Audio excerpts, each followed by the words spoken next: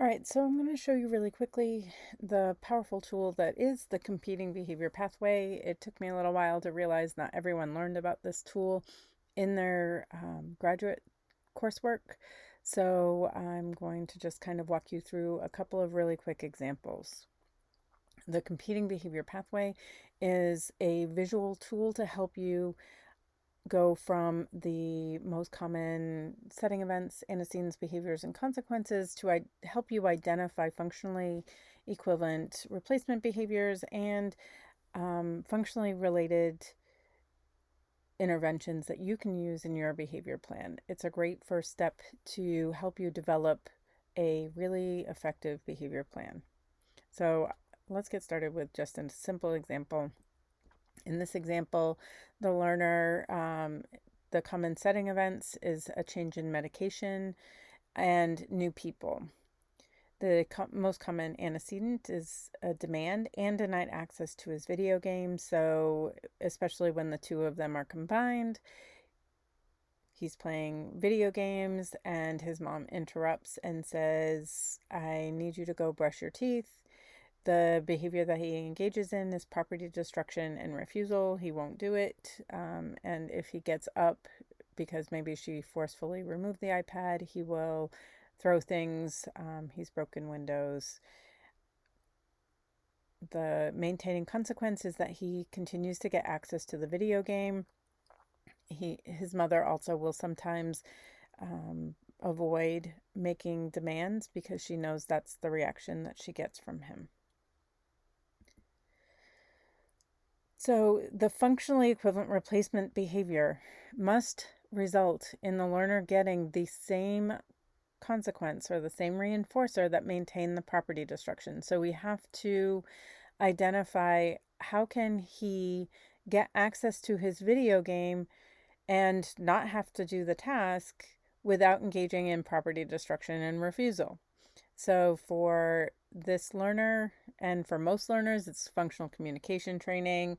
We're going to teach him to ask for more time with the video game. So we're going to give him a way to escape the demand and continue to play his video game without engaging in the target behaviors.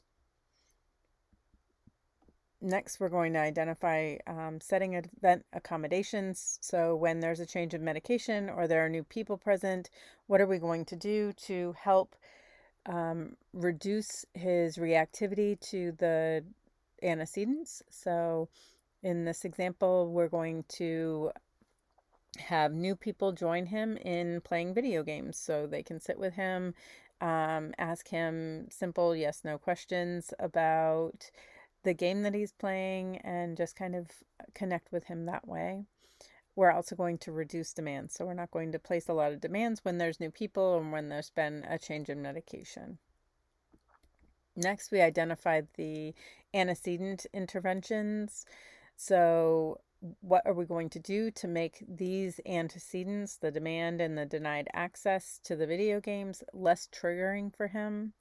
We're going to give him warnings that a demand or a transition is imminent. And we might use the PREMAC principle. So we might present the demands in a first then format.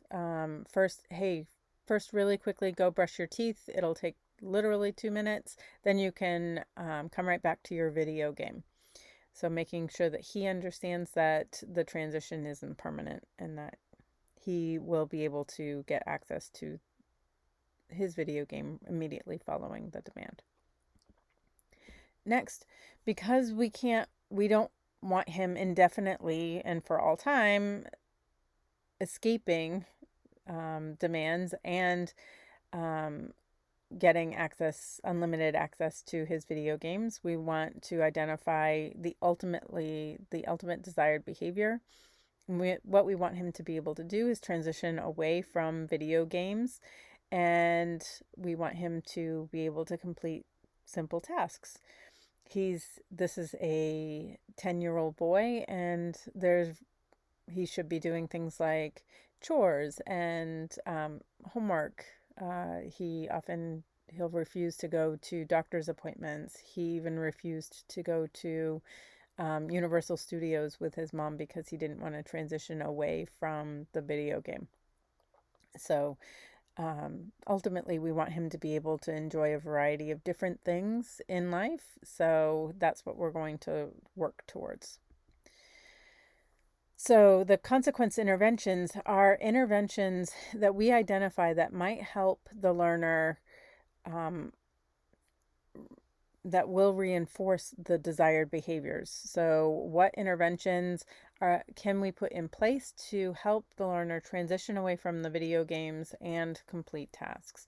So in this example, we're going to use differential reinforcement of alternative behaviors, DRA. We're going to teach the alternative behavior, which is transitions or maybe completing simple tasks, through video modeling, because he enjoys electronics as much as he does. So we're going to incorporate electronics into as many of the different interventions as we can. So almost always the replacement behavior is some sort of functional communication training, and almost always the consequence interventions in these examples are going to be some form of differential reinforcement. We want to provide reinforcement for that desired behavior, and we want to reduce reinforcement for all other types of behaviors. So this will really help you form a effective treatment plan or behavior plan. So you can start to see how some of this can be then applied in writing a behavior plan. So let's take one more example. In this example, the learner, the most common setting event is when he doesn't sleep well the night before. The most common antecedent is restricted attention or time alone. And the behavior that he engages in is SIB, specifically headbanging, although sometimes he will engage in other topographies of SIB. And the consequence that maintains the SIB is attention from his parents. Specifically, what generally happens is he's playing. His parents identify that that's a good time. He's in a good place. They go make dinner. And while they're in the kitchen making dinner, he's in the living room and he starts banging his head. They come in, they pick him up to prevent him from being able to continue to bang his head. And this just repeats almost daily. So we identify the functionally equivalent replacement behavior. We're going to teach him to ask his parents to play with him. He uses an AAC device to communicate. So we're going to teach him to travel from the living room to the kitchen to go get his parents' attention. And they're going to honor his requests to play with him. So the functionally equivalent replacement behavior must always achieve the same consequence as the problem behavior. So when those antecedents come up, he will use the replacement behavior to receive the same reinforcement as the SIB. It has to work this way. Otherwise, your behavior plans are not going to be effective. You have to put that functionally equivalent replacement behavior in place while you're teaching other skills. So let's take a look at the setting event accommodation. So when this child doesn't sleep well, we're going to provide extra attention and we're going to minimize his time alone.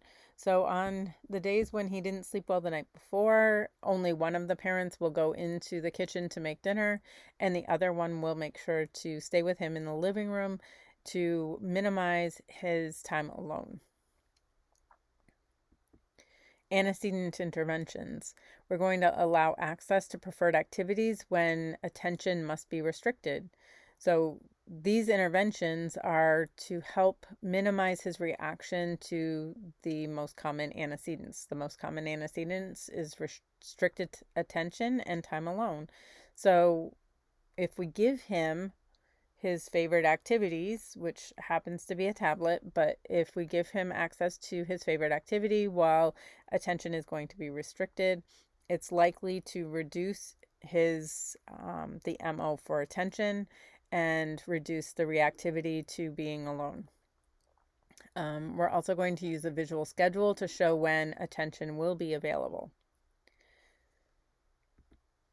Now we want the desired behavior because he can't always have unlimited access to his parents' attention anytime he wants it. So the desired behavior is for him to engage in independent play for 30 minutes. What we want him to do is be able to entertain himself so that his parents can do things like take a shower or make dinner. These are really important things for parents to be able to do, and it can be very stressful and hard on a parent if they're not able to have even a minimal amount of time to do these things without having to deal with some pretty serious challenging behavior. Finally, the consequence interventions, the interventions that will maintain or reinforce the desired behavior. Again, we're going to use DRA. We're going to reinforce engagement in appropriate leisure activities. We're just going to really work on teaching those leisure skills. It's so important that he be able to entertain himself and engage in appropriate leisure activities without engaging in SIB. So again, you can see the beginning stages of a behavior plan kind of coming to view. In a really good behavior plan, you're going to list your antecedent interventions, you're going to list your skill development interventions, which are the functionally equivalent replacement behaviors. How are you going to teach that child to get what he wants in a more appropriate way? And you're going to list your consequence interventions. How are you going to reinforce the behaviors that you want to see most of? You're also going to include in your behavior plan a response to the target behavior. So how are you or how is the parents or the staff going to respond when this learner engages in SIB?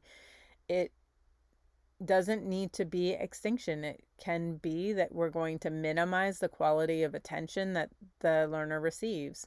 Maybe his parents don't scoop him up when he's engaging in SIB, but maybe they can slide a safety mat underneath his head to minimize the impact, but also to minimize their attention.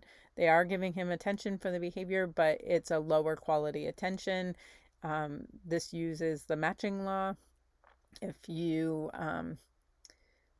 need more help with the matching law, then we will definitely be talking about that more. But you definitely don't need to always put the target behavior on extinction. You can just provide a lower quality of reinforcer. You're also going to include some additional strategies that will minimize the impact of the behavior or minimize the antecedents or the consequences and address those setting event accommodations. And there you have your behavior plan, and it all came from just quickly walking through this competing behavior pathway. I hope this has been helpful for you, and make sure to like and subscribe, and check back with us again soon.